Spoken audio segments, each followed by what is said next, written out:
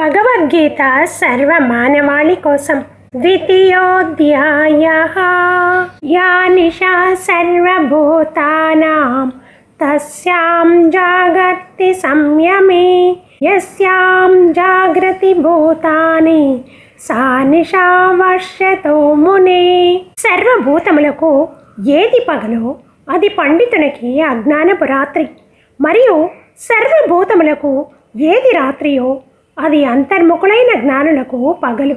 శ్రీకృష్ణుడు ఇక్కడ పగలు రాత్రులను ఉపమానంగా ప్రయోగించాడు. జనులు తరచుగా ఈ శ్లోక పదాలను ఉన్నదున్నట్లుగా తీసుకుని తప్పుగా అర్థం చేసుకుంటారు. ఒక కాలంలో కడే శ్రీబాబా అనే ఆయన ఉండేవాడు. ఆయన శిష్యులు ఆయనను ఒక గొప్ప మునిగా భావించారు.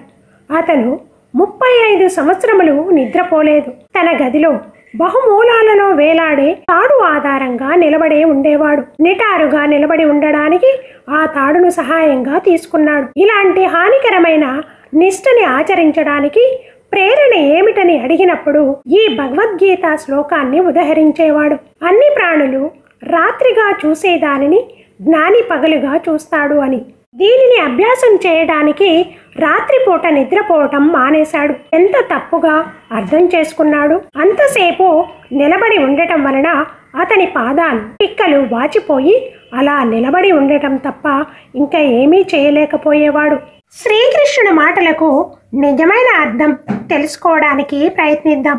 లౌకిక దృక్పథంలోనే ఉండేవారు భౌతిక వస్తు విషయముల భోగమే నిజమైన జీవిత పరమార్థం అనుకుంటారు. ప్రాపంచిక విలాసాల ఆనందమే జీవితంలో విజయమనుకుంటారు.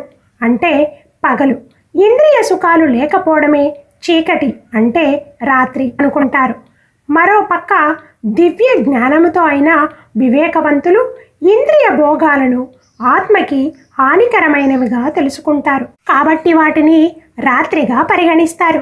ఇంద్రియ వస్తు విషయముల నుండి దూరంగా ఉండటమే ఆత్మ ఉద్ధరణకి అవసరమని భావించి దాన్ని పగలుగా పరిగణిస్తారు.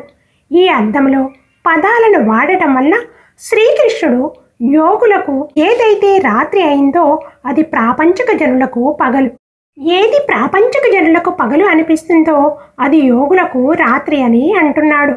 వందే కృష్ణం జగద్గురు.